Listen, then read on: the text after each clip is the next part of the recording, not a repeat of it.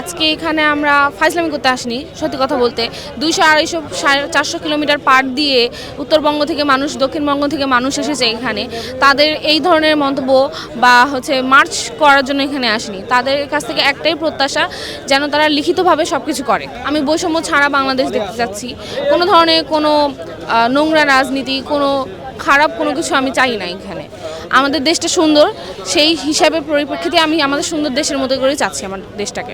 সত্যের পক্ষে যেন সবাই কথা বলতে পারে, যার যার আবেগ সে যেন যার যার স্থান থেকে প্রকাশ করতে পারে, এবং দেশে যে এই গণ অভ্যুত্থানের পরবর্তীতে দুর্নীতিবাজরা পলায়ন করার কথা, কিন্তু এই গণ অভ্যুত্থানের পরেও কোনো কোনো জায়গায় দেখা যাচ্ছে এখনও দুর্নীতি, টেন্ডারবাজ, দখলদার এগুলো সব এখনও বিদ্যমান রয়েছে। আমরা চাই যে আমাদের এই ঘোষণাপত্রে এবং ৭২-এর সংবিধানকে বিলুপ্ত করে এমন একটা সংবিধান চাই যেখানে টেন্ডারবাজ, দুর্নীতিবাজ, দখলদারিত্ব, গুম, হত্যা এবং নির্বিচারে যে মানুষকে হত্যা করা এটা যেন বন্ধ হয়, এবং একদল আসলে যেন আরেক দলের উপর এই অ্যাটাক যেন দূর হয়, এবং প্রতিহিংসার রাজনীতি থেকে প্রতিহিংসা রাজনীতি মুক্ত একটি বাংলাদেশ আমরা চাই। এবং এই বাংলাদেশে সবাই যার যার অধিকার, প্রত্যেকের অধিকার সে তার কথা বলবে এবং তার আবেগ সে প্রকাশ করবে।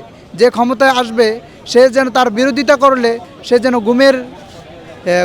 গুম না হতে হয় এবং নির্যাতন না হতে হয় এবং নিহত না হতে হয়, এবং কোনো রকম কোনো ফেসিস্ট যেন আর তার আবার আবির্ভূত না হয়, সেভাবেই এমন একটা সংবিধান এবং এমন একটা ঘোষণাপত্র যেন আসে।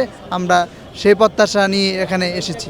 যারা ইউনিভার্সিটি লেভেলে পড়ি বা ইউনিভার্সিটি জাস্ট পাস করেছি, 15 বছর আমরা যেই ফেসিস্টের মধ্যে ফেসিস্টের শাসনের মধ্যে ছিলাম, আমরা কিন্তু তখন বুঝি নাই যে স্বাধীন রাষ্ট্র বলতে আসলে বাংলাদেশের মানুষ কি বুঝে, স্বাধীন রাষ্ট্রটা কি অ্যাকচুয়ালি, এটা কিন্তু আমরা যারা ইয়ং জেনারেশন আছি তারা কিন্তু বুঝি নাই।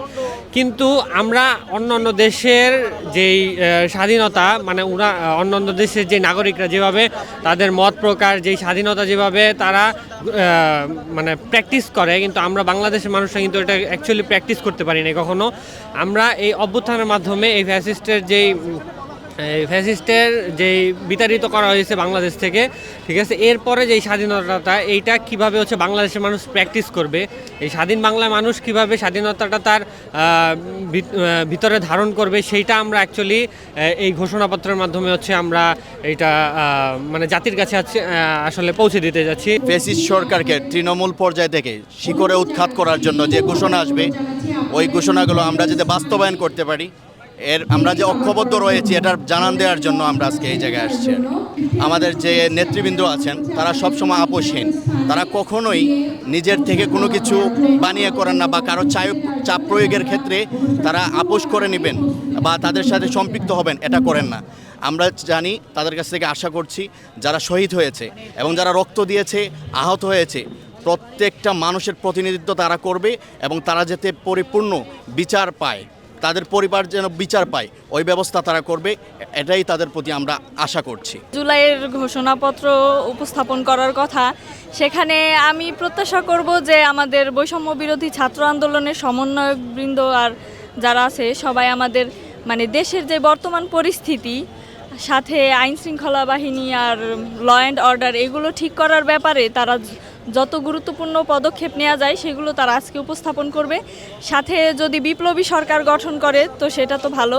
আর আমাদের শুনেছি সংবিধানে কিছু পরিবর্তন অথবা সংশোধন যেটাই বলেন সেগুলো হওয়ার কথা আছে, আজকে সেগুলো ঘোষণা আসতে পারে। আর আশা করব দেশের বর্তমান পরিস্থিতিকে আরেকটু ভালো দিকে নেয়ার চেষ্টা, আর আমাদের যে জুলাইয়ের যে আমাদের মূল লক্ষ্য ছিল আমাদের একটা দেশ পুনর্গঠন, এই বিষয়ে যথাযথ পদক্ষেপ নিবে তারা, আমি এটাই আশা করছি। আমরা যে আন্দোলন করছি সেটা সাংবিধানিক স্বীকৃতির আদায়ের লক্ষ্যে আমরা এখানে জমায়েত হয়েছি।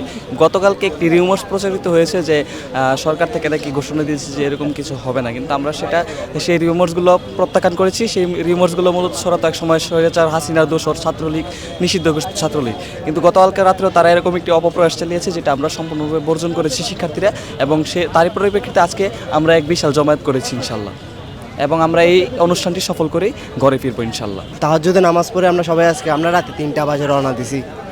ইনশাল্লাহ আমরা এখানে আস্তে আস্তে আমাদের 9টা বাজে গেছে। ঢাকার ঐতিহ্যবাহী জ্যাম পরিদর্শন করে অনেক কষ্ট করে তাও আমাদের আবেগের জায়গায় চলে এসেছি। যে মুজিববাদী শেখ হাসিনা যেসব নিয়ম কানুন করে গেছে আমরা সেগুলোকে বয়কট করতে চাই। আমরা চাই স্বাধীন দেশকে স্বাধীনভাবে নতুনভাবে সাজাইতে।